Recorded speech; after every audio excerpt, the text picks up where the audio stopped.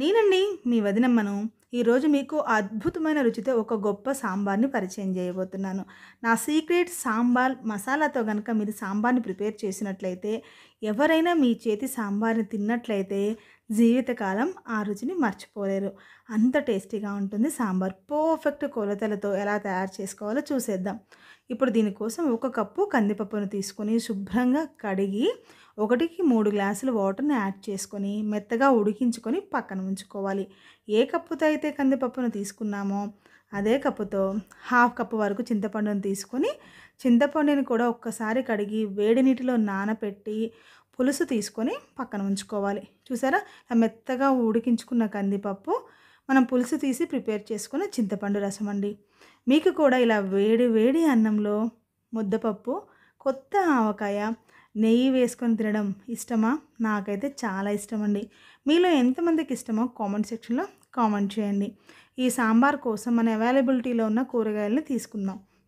నేనైతే ములక్కాడలు, onions, green chillies, carrot, tomatoes, cucumber దీనితో పాటు కొన్ని సొరకాయ ముక్కలను కూడా తీసుకుంటున్నానండి. మొత్తాన్ని శుభ్రంగా కడిగి ముక్కలుగా కట్ చేసుకొని పక్కన ఉంచుకోవాలి. పొయ్యి మీద సాంబార్ మసాలా పౌడర్ కోసం కడాయిని ఉంచి స్టవ్‌ని సిమ్‌లోనే ఉంచి హాఫ్ టేబుల్ స్పూన్ వరకు పచ్చి శనగపప్పుని, హాఫ్ టేబుల్ స్పూన్ వరకు మినపప్పు, ఒక పావు టేబుల్ స్పూన్ మెంతులు ఇవన్నీ కూడా లైట్‌గా ఫ్రై అయ్యాక ఒక 7, 8 మిరియాలను కూడా యాడ్ చేసి స్టవ్‌ని సిమ్‌లోనే ఉంచి దోరగా ఫ్రై చేసుకోవాలండి. దాని తర్వాత 7, 8 ఎండుమిర్చిని, ఒక టేబుల్ స్పూన్ వరకు ధనియాలను కూడా యాడ్ చేసి కలుపుకోవాలి. కాస్త ఫ్రై అయ్యాక 2 రెమ్మలు కరివేపాకుని యాడ్ చేసుకోవాలి. కరివేపాకులోని తేమ పోయి కరివేపాకు పొడి పొడిగా అయ్యేంత వరకు ఫ్రై చేసుకోవాలి. ఆ కరివేపాకుతో పాటు ఒక హాఫ్ టేబుల్ స్పూన్ జీలకర్రను కూడా యాడ్ చేసుకొని, జీలకర్ర మంచి స్మెల్ రాంగానే స్టవ్ ఆఫ్ చేయండి. ఇప్పుడు ఈ మొత్తం ఇంగ్రీడియంట్స్‌ని ఒక ప్లేట్‌లోకి తీసుకొని పూర్తిగా చల్లారాక మనము మెత్తగా గ్రైండ్ చేసుకోవాలండి. వీటిని ఇప్పుడు మిక్సీ జార్‌లోకి తీసుకొని మెత్తగా పొడి చేసుకుందాం. ఇది మెత్తగా పొడి అయ్యాక దానిలో మనం ఒక పావు టేబుల్ స్పూన్ వరకు పసుపు, ఒక టేబుల్ స్పూన్ వరకు కారాన్ని యాడ్ చేసుకోవాలి. మనం సాంబార్లో ఆల్రెడీ కొన్ని మిరియాలు, 7, 8 పచ్చిమిర్చిని యాడ్ చేసాం కాబట్టి ఒక్క టేబుల్ స్పూన్ కారం అయితే పర్ఫెక్ట్‌గా సరిపోతుందండి. ఈ సాంబార్ మసాలాతోటి మన సాంబార్ టేస్ట్, ఫ్లేవర్ మారిపోతుందండి.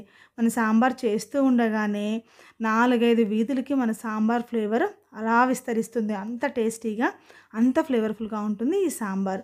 ఇప్పుడు పొయ్యి మీద కళాయిని పెట్టి కాస్త ఆయిల్‌ని వేసి ఆవాలు, జీలకర్ర, ఒక చిటికెడు ఇంగువని, 2 ఎండుమిర్చిని, ఒక రెమ్మ కరివేపాకుని, 4, 5 దంచిన వెల్లుల్లిని కూడా వేసి గోల్డెన్ కలర్ వచ్చేంత వరకు ఫ్రై చేసుకోవాలి. తాలింపు బాగా ఫ్రై అయితేనే మన సాంబార్ ఫ్లేవర్ చాలా బావుంటుందండి. బాగా ఫ్రై అయ్యాక మాత్రమే మనం కట్ చేసి పెట్టుకున్న అన్ని వెజిటబుల్స్‌ని యాడ్ చేసుకోవాలి. ఇలా మనం వెజిటబుల్స్‌ని ఆయిల్‌లో ఫ్రై చేయడం వల్ల మన సాంబార్ టేస్ట్ బావుంటుంది. ఎక్కువ రోజులు నిల్వ ఉంటుంది. అంటే చాలా రోజులు ఫ్రెష్‌గా ఉంటుందనమాట. ఒక టేబుల్ స్పూన్ సాల్ట్‌ని కూడా వేసి మూతబెట్టి స్టవ్‌ని మీడియం ఫ్లేమ్‌లో ఉంచి ఒక 5 నిమిషాలు వదిలేయండి. 5 నిమిషాల తర్వాత ఓపెన్ చేసి చూస్తే మనకి 40% వెజిటబుల్స్ అన్నీ ఉడికి ఉంటాయి. అప్పుడు మనము చింతపండు రసాన్ని యాడ్ చేసుకోవాలి. 40% ఉడికాక మనం చింతపండు రసాన్ని యాడ్ చేసి 2 రెమ్మల కరివేపాకును కూడా వేసి మనం మూత పెట్టి ఇంకొక 40% ఉడకనివ్వాలి. అంటే మొత్తంగా మనకి తాలింపులో 40%, చింతపండు రసంలో 40%, 80% ఉడికాక మాత్రం మిగతా ఇంగ్రీడియంట్స్‌ని యాడ్ చేసుకోవాలి. అప్పుడే మన సాంబార్ ఫ్లేవర్ టేస్ట్ బావుంటుంది. ఒక చిన్న బెల్లం ముక్కని దానితో పాటు 2 టేబుల్ స్పూన్ వరకు మనం ప్రిపేర్ చేసుకున్న సాంబార్ పౌడర్‌ని యాడ్ చేసుకోవాలి. బెల్లం ముక్క వేయడం వల్ల మన పులుపు, ఉప్పు ఇవన్నీ కూడా బ్యాలెన్స్ అవుతాయండి. కాబట్టి ఒక్క టేబుల్ స్పూన్ వరకు బెల్లాన్ని, 2 టేబుల్ స్పూన్లు సాంబార్ పౌడర్‌ని, మనం ఉడికించుకున్న పప్పును కూడా యాడ్ చేసి, మన కన్సిస్టెన్సీకి తగ్గట్లు కొంతమందికి పల్చగా ఇష్టం సాంబార్, కొంతమందికి చిక్కగా ఇష్టం. మీకు ఎలా ఇష్టం ఉంటే అలా మన కన్సిస్టెన్సీకి తగ్గట్లు మనం ఇప్పుడు వాటర్‌ని యాడ్ చేసుకోవాలి. తర్వాత ఫ్రెష్ కొత్తిమీరని కాస్త యాడ్ చేసి మనం ఉప్పుని సరిచూసుకోవాలండి. ఉప్పుని సరిచూసుకొని మనకు ఉప్పు తగ్గినట్లయితే యాడ్ చేసుకోవాలి. నాకైతే 1.5 టేబుల్ స్పూన్ వరకు సాల్ట్ పట్టిందండి.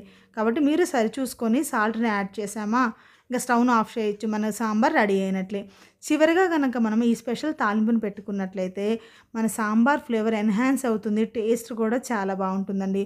ఒక కళాయిలో 2 టేబుల్ స్పూన్ వరకు నెయ్యిని యాడ్ చేసుకొని జీలకర్ర, ఆవాలు, కొంచెం కొత్తిమీర, ఒక ఎండుమిర్చిని వేసి కాస్త గోల్డెన్ కలర్ రానిచ్చి తాలింపు వేసామా, అంతే అండి, డన్. మన సాంబార్ అయిపోయినట్లే.